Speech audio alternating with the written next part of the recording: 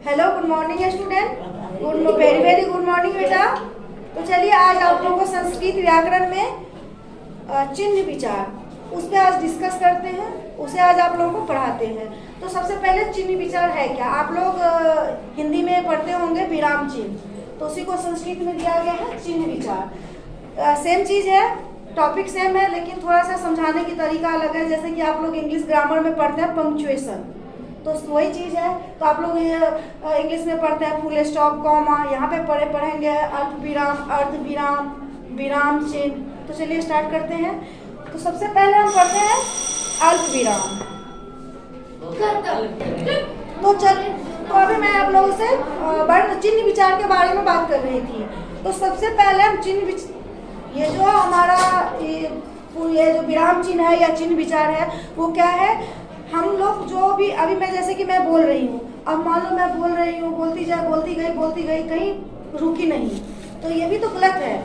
अब जब भी कोई सेंटेंस पूरा हो जाता है तो वहाँ पे हम क्या करते हैं? रुकते हैं। जहाँ पे शब्द छोटी छोटी होती है, जैसे कि हम कोई भी चीज़ को 2-3 बार रिपीट करते हैं, 2-3 लोगों के नाम कुछ भी, तो वहाँ पे क्या होता है बेटा? हम क्या लगाते हैं? कॉमा। जैसे कि मान लो हम लिखेंगे राम श्याम मोहन और भी दोस्त हम लोग घूमने गए, तो हम लोग क्या करते हैं? राम श्याम मोहन जो भी है ETC, सीधे तो डायरेक्ट तो नहीं लिखते हैं ना, उसको लिखते हैं हम क्या करते हैं? जैसे कि हम लिखते हैं राम श्याम, ओके, मोहन, तो हम बीच बीच में क्या लगाते हैं? कॉमा। हम यहाँ पे पूर्ण विराम नहीं लगाएंगे, क्योंकि ये छोटा सा शब्द है और ये शब्द पूरा कंप्लीट नहीं हुआ है। ये वाक्य जब अब हम पूर्ण विराम, इसका प्रयोग कब करेंगे? पूर्ण विराम। इसका मतलब पूर्ण विराम नहीं होता है, पूर्ण विराम। इसको हम कैसे लिखते हैं? पूर्ण विराम। बहुत से ऐसे शब्द है, वर्ड है, जिसको हम बोल तो लेते हैं लेकिन हम उसे सही से बोल नहीं पाते हैं। तो ये क्या है? पूर्ण विराम। पूर्ण का मतलब ही होता है पूरा विराम। जब वाक्य पूरा हो जाए तो हम क्या लगाते हैं? पूर्ण विराम। ओके, जिसको इंग्लिश में फुल स्टॉप बोलती हो, तो वही चीज है। तो सबसे पहले इसमें हमारे बुक्स में है अल्प विराम। तो अल्प विराम का क्या मतलब होता है? कॉमा। अल्प विराम का मतलब, तो इसमें कह रहा है अल्प विराम को अल्प विराम चिन्ह भी कहते हैं। जहाँ जहाँ एक वर्ण के उच्चारण काल भर विराम यदि रुकना होता है, मीन्स अभी मैंने क्या कहा? हम जहाँ पे थोड़ा सा ही रुकते हैं, थोड़ी देर के लिए रुकते हैं। जैसे कि हम यहाँ पे राम लिखे, राम श्याम मोहन, तो राम फिर श्याम, तो हम यहाँ पे क्या यूज किए? कोमा, मीन्स अल्प विराम। ठीक है, तो हम इसका पहला नंबर पे हमने क्या डिस्कस किया है? अल्प विराम। ओके, अल्प विराम। ठीक है, तो अल्प विराम, इस अल्प विराम का चिन्ह जो है ये है कॉमा। तो हम अल्प विराम कहाँ पे रुकते हैं? जहाँ हम छोटी छोटी शब्द का प्रयोग करते हैं और लगातार 3-4 वर्ड्स का यूज होता है, वहां पे हम कॉमा का प्रयोग करते हैं। सेकंड नंबर में है अर्ध विराम।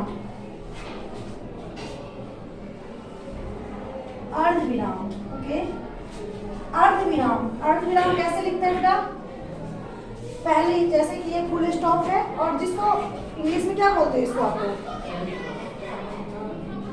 अब अर्ध विराम क्या है? ये देखो, अर्ध विराम है जहां अल्प विराम के काल के कुछ अधिक काल तक उच्चारण में ठहराव होता है। इसका मीन्स ये हुआ, जब हम अल्प विराम की बात करते हैं तो वहां पे बिल्कुल हम छोटे छोटे शब्दों के लिए हमें रुकना पड़ता है। लेकिन अर्ध विराम जो है, हम जब अर्ध विराम जो है, जब हम कॉमा, जैसे कॉमा तो छोटी छोटी चीजों के लिए यूज हुआ, लेकिन हम जब उससे थोड़ा बड़ा साउंड या वाक्य का उच्चारण करते हैं तो हम अर्ध विराम का प्रयोग करते हैं। जैसे कि यहाँ पे देखिए, इसका हम यहाँ पे संस्कृत में ही इसका हम, क्योंकि संस्कृत व्याकरण है तो सही एग्जाम्पल संस्कृत में ही इसमें से देख के बताती हूँ।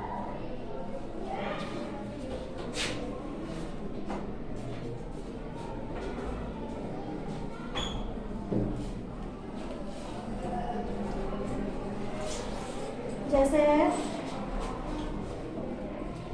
राम लक्ष्मणः भरतः च शत्रुघ्न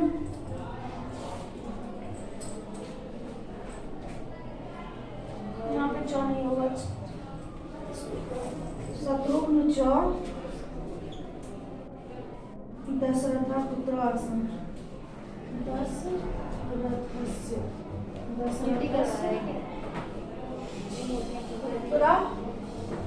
पुत्र आसन।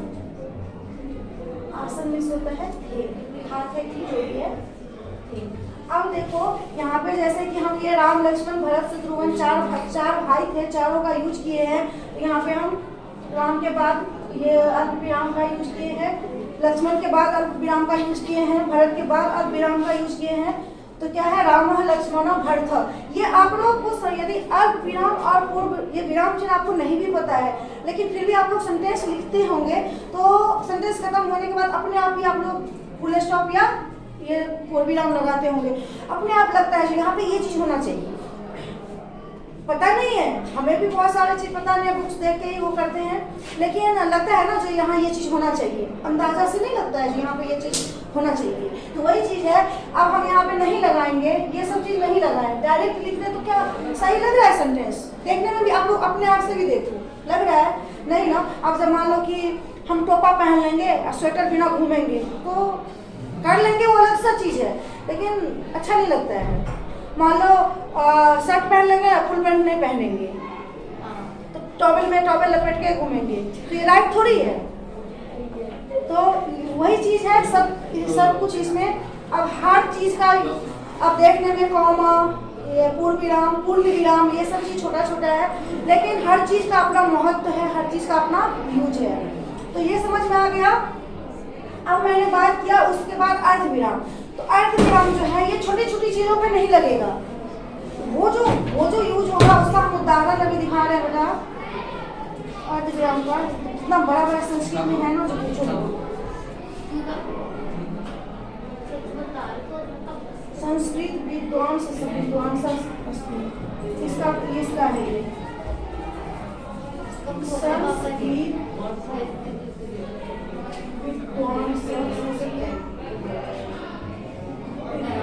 संस्कृत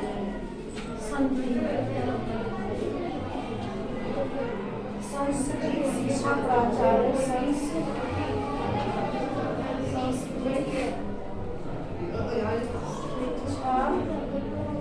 प्राचार्य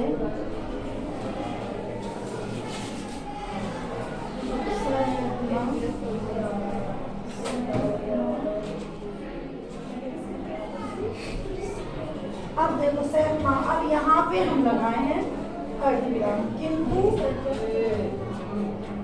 न भवन्ति बराबर से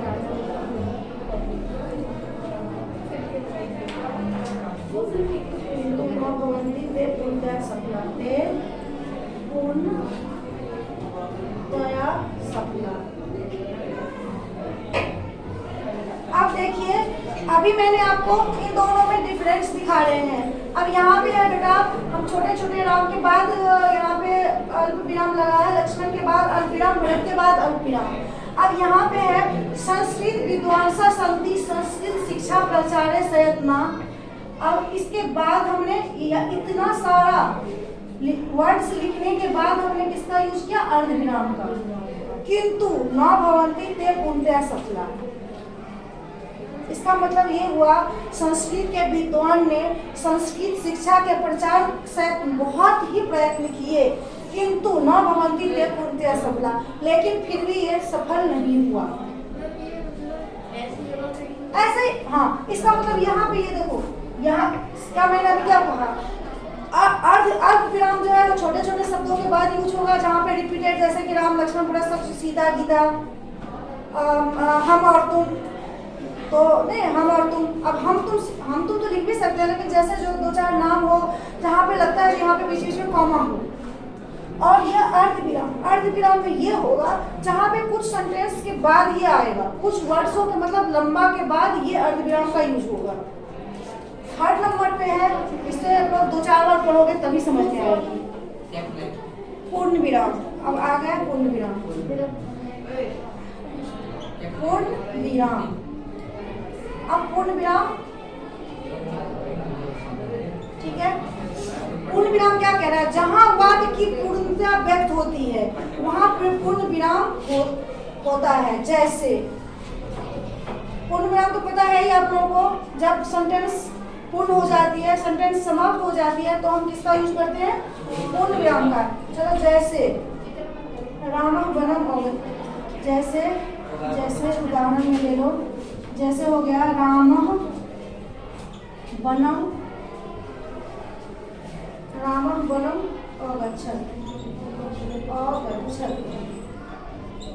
इसका मतलब क्या हुआ? अब देखो ये सेंटेंस पूरा, अब रामः के बाद हम यहाँ पे कॉमा नहीं लगाएंगे ना। राम वन चले गए या वन को गए, तो रामः वनम अगच्छत्। अब हम यहाँ पर कहीं भी कॉमा लगाएंगे नहीं ना, क्योंकि ये इसमें कॉमा लगाने की जरूरत ही नहीं है। अब हम अभी किस चीज की बात कर रहे हैं बेटा? तो पूर्ण विराम। पूर्ण विराम मीन्स ये सारा, जब ये वाक्य सेंटेंस समाप्त हो गया, पूरा हो गया, पूर्ण हो गया, तब हम लास्ट में क्या लगाएंगे? पूर्ण विराम। यदि हम इसे नहीं लगाते हैं तो ये वर्ड्स कैसा लग रहा है?